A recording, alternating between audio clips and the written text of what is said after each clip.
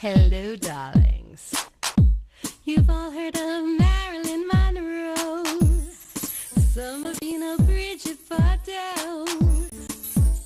Well, now it's time for the Cognac show. I said Cognac, ooh, ooh. I said Cognac, ooh, ooh, ooh. I'm your bubbly blonde, fabulously dressed.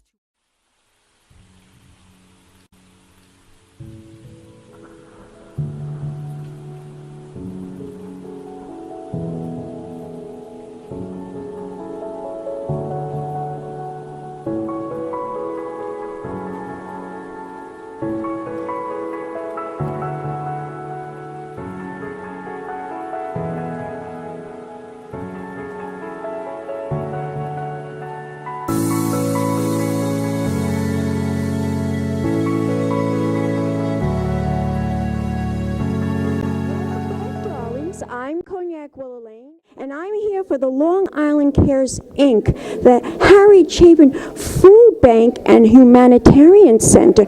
And I'm here with this gentleman who is going to explain why this event is actually happening and what it's really all about. Well, introduce yourself first off. I'm Paule Pachter, and I'm the Chief Executive Officer of Long Island Cares. And today we're having the official ribbon cutting of the new Long Island Cares Harry Chapin Food Bank and Humanitarian Center here in Huntington Station. This is the third community satellite program that Long Island Cares has developed within the last 4 years. We have two others, one in Freeport and one in Lindenhurst. The difference between the Huntington Station location and the others is that we're able not only to provide emergency food to people that need it, but we've also relocated our Veterans Outreach Services here, as well as our Government Affairs and Social Advocacy program. How marvelous. Now tell my audience a little bit about the history of Long Island Cares. How old is it? Well, this is our 34th year. It was 34 years, 34 wow. years. It was founded by the late singer-songwriter Harry Chapin, whom I'm sure many of your audience knows was a resident of Huntington.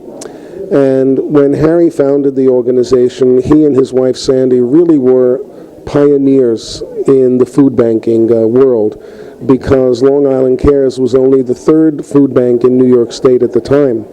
And we provide annually about 7.5 million pounds of emergency food and other supplies to more than 300,000 Long Islanders who are either food insecure, living at or below the federal poverty level, and that's what the organization does. Fantastic. I'm sure that has increased within the last few years because of the economy being so bad. Yeah, well, you're absolutely right. What we've seen since 2009 is that there are many people here on Long Island that are sort of stuck in that economy. These are people that had full-time jobs who may have part-time jobs. Yeah, I would think even over, because it's so difficult now for a person over 40 years old to even get a job. Oh, absolutely. There are people out there that, were working full-time, maybe making, 80,000, 70,000, even 100,000, and now they're in different jobs where their salary's been reduced by 30%, maybe 40%, and they're struggling. They're struggling to, provide enough nutritious meals on their table. Some of them need assistance in looking for alternative jobs, and it's been a challenge. It's been a struggle. It really has been for all of us. It's been a struggle, this economy. I pray every day it gets better. Well, for many it has gotten better, but for even more, I think, people have not been able to get back to where they were. And of course, a lot of people lost their jobs and they're unemployed, and even, many have gotten to the point where they've just stopped looking. Because I have a friend like that. I know I have a friend that cries to me every day about that. Mm-hmm. Really, she really does. It's wonderful that you are working towards this and helping so many unfortunate individuals. But I'd like you to tell my audience, the ribbon cutting today is a big event. It's a very big event. It's an exciting event for us because, we brought Long Island Cares into Huntington, which was very important to us because this is where Sandy and Harry Chapin lived. This is where they raised their family. We're very, very excited that Town of Huntington Supervisor Frank Petrone is with us today. Suffolk County Executives Steve Malone is with us today. Many members of the Long Island Cares Board, other community leaders, members of the Huntington Town Board. And it's sort of our way of, saying thank you, Huntington, for, allowing us to open up here, and also to, give the community an understanding as to what we're bringing here, what we have to offer. We don't open up satellite programs in any community unless we have a sense that there's a need. And certainly Huntington Station and the surrounding communities, they are communities that have high needs where there are people who are living, at the poverty level or near it, who really could benefit from what we have to offer. So we're excited about that. Tell my audience where we can go to find out more information. Where can we go to support? Where can we go to participate? And where can we go to contribute? Oh, sure. If anyone wants to be involved, whether it's contributing or volunteering, they can contact us at 631-582-FOOD, or they can visit our website at licares.org. They can follow us on Facebook, follow us on Twitter, because we're very prominent out there in social media, and we're always very happy to welcome new volunteers and new supporters to Long Island Cares. Fantastic. Thank you so much. Thank you. Thanks for joining us. And don't go away yet, and we'll be back in a moment, darlings, with more interviews right here. Keep watching Big Champagne Kisses.